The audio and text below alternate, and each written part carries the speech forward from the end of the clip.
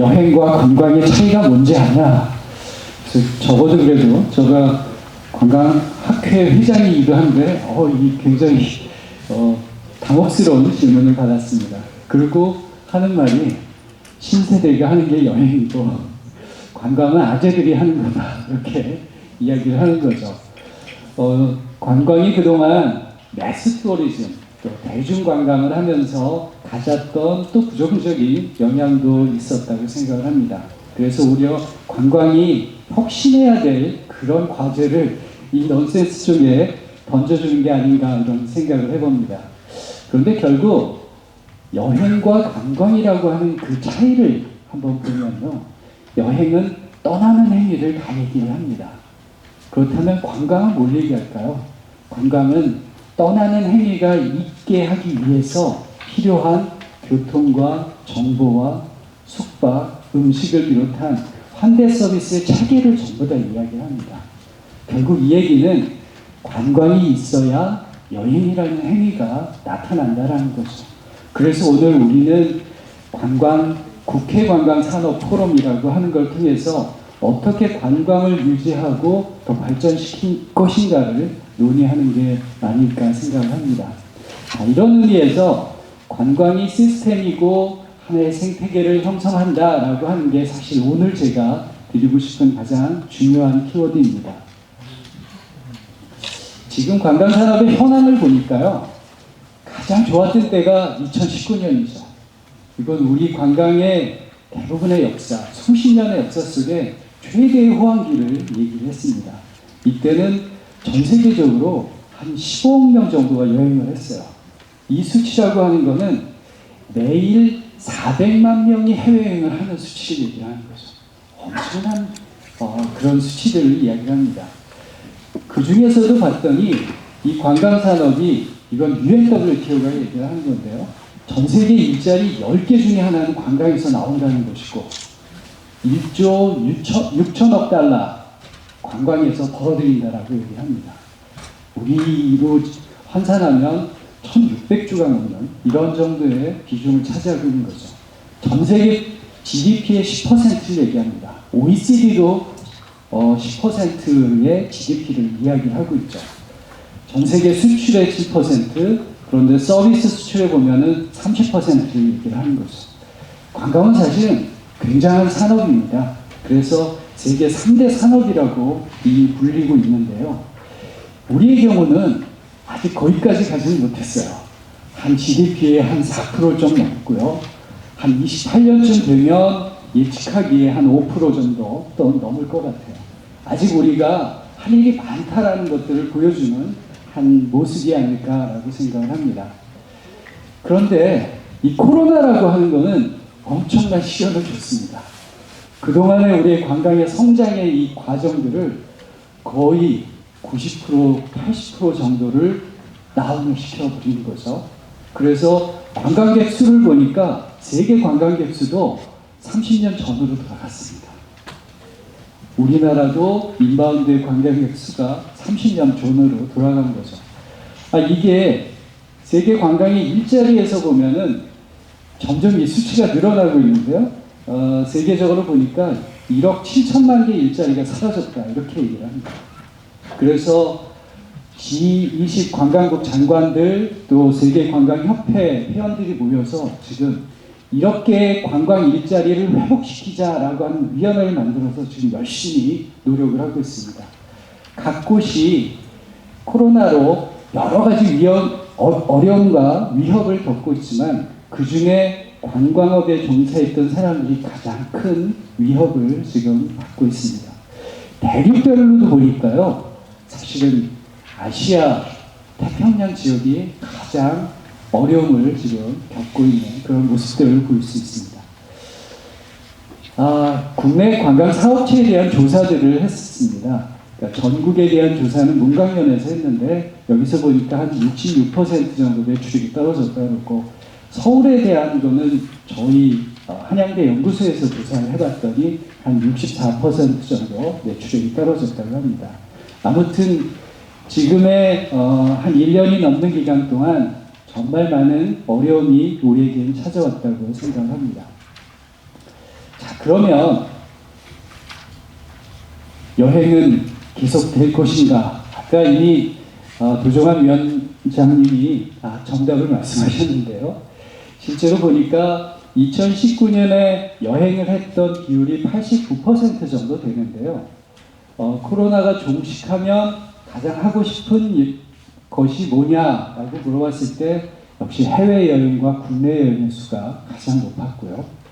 그리고 국내 여행을 하겠느냐라고 했을 때 93% 정도가 다시 여행을 하겠다라고 답변을 하는 거죠. 역시 코로나가 우리에게 위협을 줬지만 여행이라는 행위와 관광 산업은 무너지지는 않을 것 같습니다. 대신 어떻게 그러면 갈 것이냐라고 하는 게 있는데요.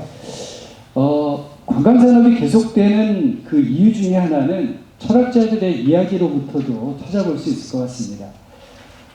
파스칼 같은 경우는 인간이 가장 불행한 이유는 지루함 때문이라고 얘기를 합니다.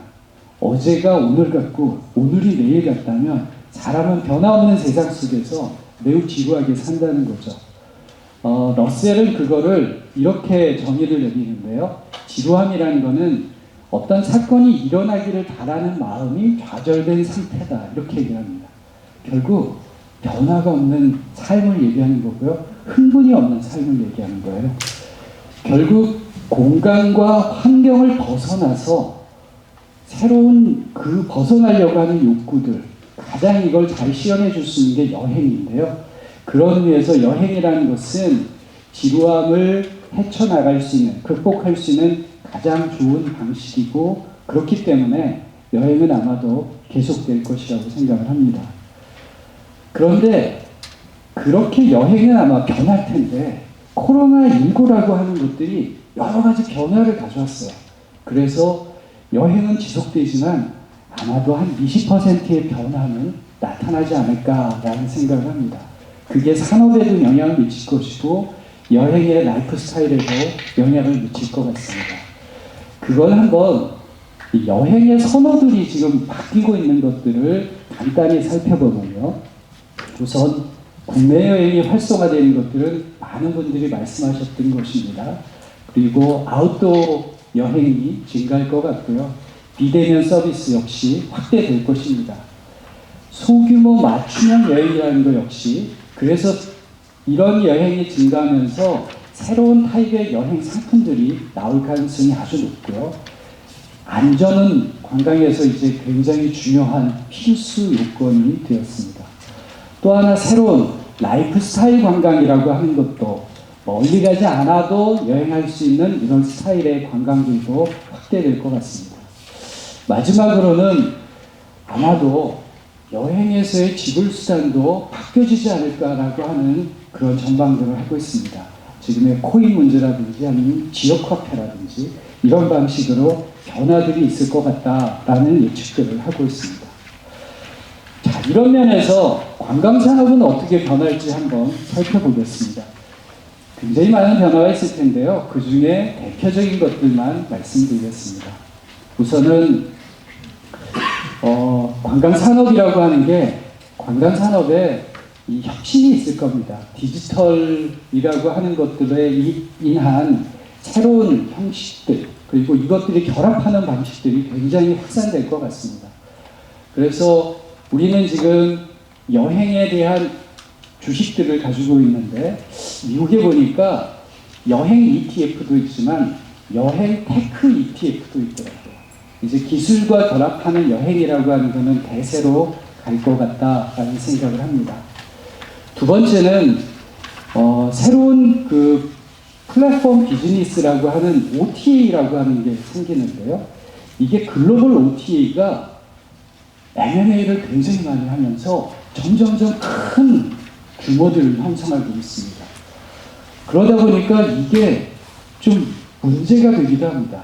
국내 OTA가 상대적으로 차별을 받고 글로벌 OTA들이 점점점 성장하는 법에 위에서 사실은 새로운 비즈니스를 하고 있어서 앞으로 국회에서 법적인 논의를 할 때 이런 글로벌 OTA와 국내 OTA를 어떻게 조화롭게 만들 것인가, 어떻게 국내 OTA들도 성장의 기회를 마련하게 할 것인가, 이것이 중요한 과제가 될 것 같습니다. 또 하나, 새로운 창업의 시대가 관광 부분에서 무한히 많이 나올 것 같습니다. 창업이라고 하는 것들은 새로운 관광의 크리에이터들이 만들어질 텐데요. 생활관광에 대한 것, 힐링, 컨텐츠 여행, 그래서 컨텐츠 기획사나 여행 기획사나 여행 컨시어지 서비스나 아주 다양한 직업군들이 새롭게 여행을 통해서 나올 것 같고, 이런 것들을 우리가 사회적으로 지원을 해주면 젊은이들의 일자리가 여기서 엄청나게 나올 수 있을 것 같습니다. 많은 대학들도 역시 이 창업들을 지원하고 있는데요. 국회와 대학과 또 문화부가 같이 연결하는 형태를 통해서 이런 노력들을 해갔으면 좋겠습니다. 자, 네 번째는 공정관광이라고 하는 이 새로운 트렌드가 곳곳에서 이제는 많이 퍼지고 있습니다. 예를 들면 관광의 부정적인 요소들, 오버투어리즘이라든지 이런 걸 해결하려는 노력들이 있고요. 새로운 생태관광과 결합하려는 노력들, 이것들이 이제 각 지자체에서는 조례들을 형성을 해서 공정관광이 확산이 되고 있습니다. 이미 서울도 공정관광 조례를 만들었고, 대전, 부산, 제주 같은 곳들이 공정관광 조례를 만들어서 새로운 스타일, 이제 관광객만을 위한 게 아니라 지역 주민이 환영하는 관광이 되어야 되고, 생태 환경과 조화로운 관광, 장애인이 잘 여행할 수 있는 이런 관광으로 이제 확산돼 가고 있다고 생각을 합니다. 자, 마지막 다섯 번째는, 이것은 아마도 과제이기도 합니다. 관광이 확산이 되지만 그동안의 우리의 관광이 정말 행복한 관광이었나, 또는 의미 있는 관광이었나 라고 하는 반성도 한번 해봐야 되는데요. 그 중에 고민해야 될 것들이, 너무 빈번하게 너무 짧게 가는 관광, 이것이 과연 좋은 모습이었을까 라고 하는 것에 반성도 해봐야 된다고 생각합니다. 우리가 교통수단을 너무 많이 사용하는 것은 결국 환경오염을 가져오거든요. 특히 비행기와 같은 것들은. 그래서 향후에 UNWTO도 공정과 환경과 안전을 기반으로 해서 이제 관광이 회복을 해야 된다, 세 가지 키워드를 주고 있는데요. 그렇게 환경을 생각하는 관광이 되고자 하는 것은 오래 체류하고 오래 머무는 장기 체류형 관광으로 전환을 시키는 것이 큰 과제가 되지 않을까라고 생각을 합니다. 자, 그래서 이런 측면에서 오늘은 저는 학계에서 학생들을 위한 일자리에 대한 부분들까지 잠깐 말씀을 드리겠습니다. 결국 이거는 이광재 의원님도 말씀하셨고 성재 의원님도 말씀하셨는데요. 일자리를 창출하는 것은 관광이 가지고 있는 굉장히 큰 장점이죠. 수치로 얘기하면 제조업의 2.2배, 정보 서비스업의 1.9배 정도 일자리를 창출합니다. 관광은. 그래서 관광에서 일자리를 창출하는 것이 앞으로 우리 사회 큰 이슈인 일자리의 문제를 해결하는데 굉장히 중요한 사항이라고 볼 수 있습니다. 실제로 우리가 지금 관광 분야에 아까 말씀하셨는데요. 전체적으로 대학으로 보면 한 125개 정도의 대학이 있고요. 학과로 따지면 한 400~500개의 학과가 됩니다. 한 대학에도 여러 개의 학과가 있는 그런 대학들이 있거든요. 거기에서 매년 나오는 졸업생들이 한 9,700, 800명 정도 됩니다. 그런데 작년과 올해 이게 멈추어지니까 거의 2만 명의 학생들이 갈 데가 없는 거죠. 그런데 관광은 우리가 늘 얘기하듯이 단기간에 회복이 굉장히 빠르게 이루어지거든요. 이미 2022년 정도부터는 회복기에 들어간다라고 했을 때, 그러면 이 생태계가 회복이 돼야 될 때 일할 수 있는 사람이 있어야 가능한데요. 이 사람들이 지금 다 흩어지고 있는 거죠. 업계에 있던 종사자들도 흩어지고 있는 거고, 관광학을 공부하고 졸업한 친구들도 일자리 없으니까 이제 흩어지고 있는 겁니다. 그래서 당분간은 우리가 이 사람들을 유지시킬 수 있는 유지 정책을 좀 써야 되지 않을까 생각을 합니다. 그런 대표적인 것이 이를테면 디지털 혁신 인력들을 교육비를 좀 지원하면서 유지시킬 수 있는 방법은 없을까라고 하는 거죠. 이미 봤더니 싱가포르나 대만 같은 경우에 그렇게 교육비를 지급하면서 교육을 시키는 그러한 사례들이 있었습니다.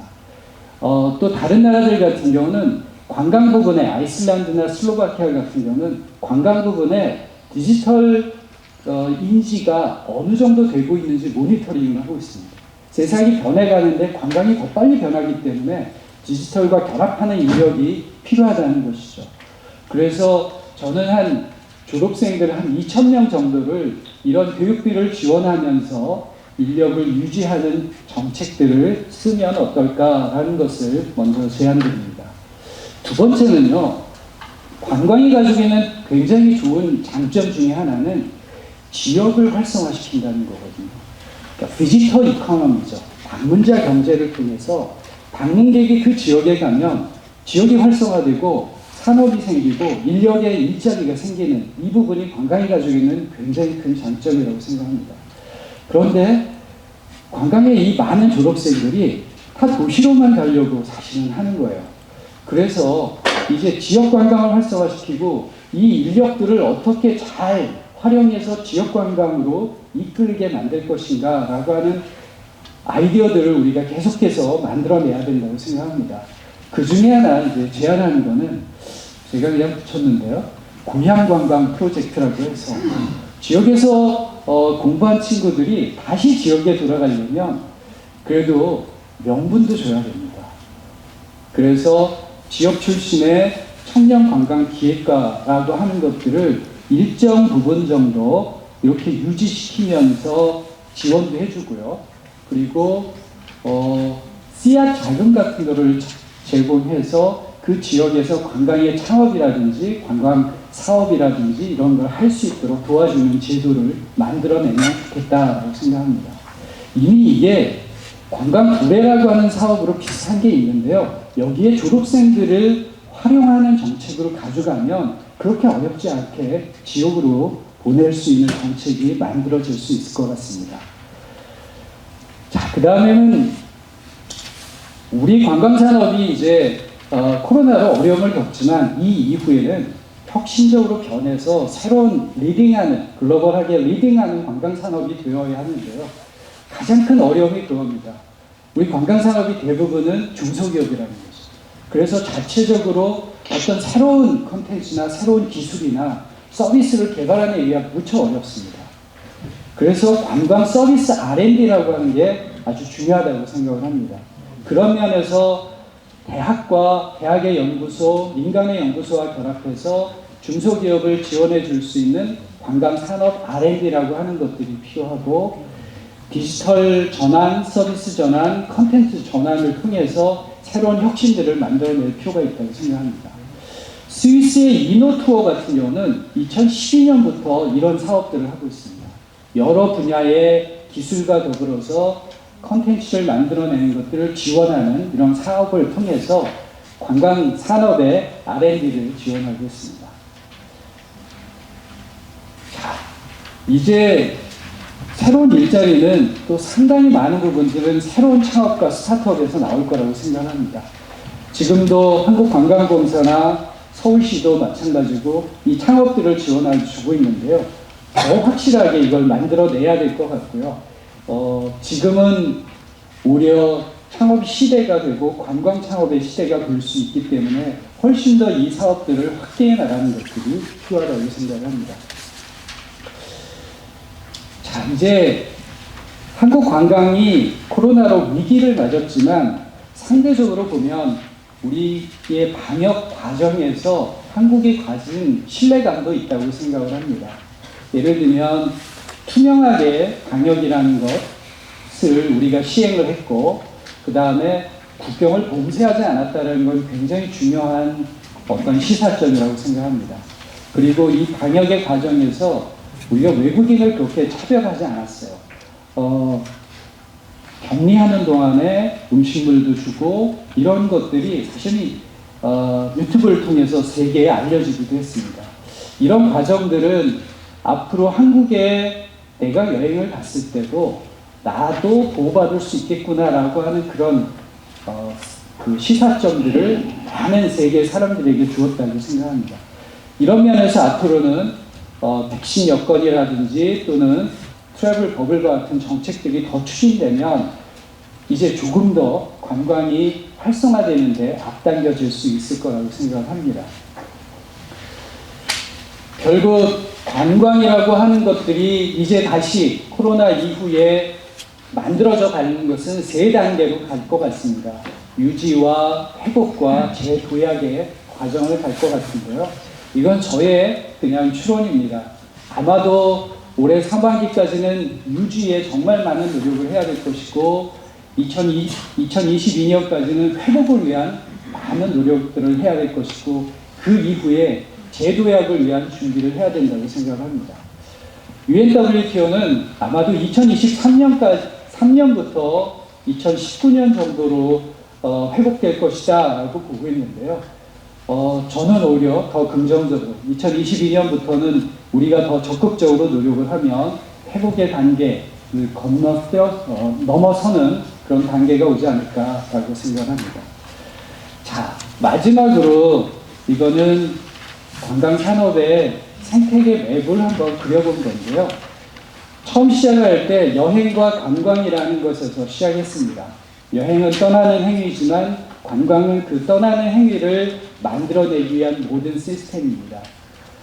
관광은 아주 단순하고 눈에 보이는 것 같지만 사실 그 안에는 무척 많은 산업체들이 연결이 되어 있고 영향을 주고받으면서 생태계를 형성하고 있습니다. 결국 이 생태계가 제대로 유지되고 움직여져야 관광산업이 회복될 때 또 재반등할 때도 이 생태계가 살아있도록 만들어주는 것이 가장 중요하다고 생각합니다. 그런 면에서 인력도 유지돼야 되고 산업도 유지돼야 되는 게 지금의 과제가 아닌가 생각하고요. 그런 면에서 오늘 발족식을 한 국회 관광산업포럼은 이런 산업 생태계를 유지하기 위한 제도적 기반을 만드는데 정말 큰 중요한 역할을 담당할 것으로 기대하면서 오늘 발제를 마치도록 하겠습니다. 고맙습니다. 네, 고맙습니다.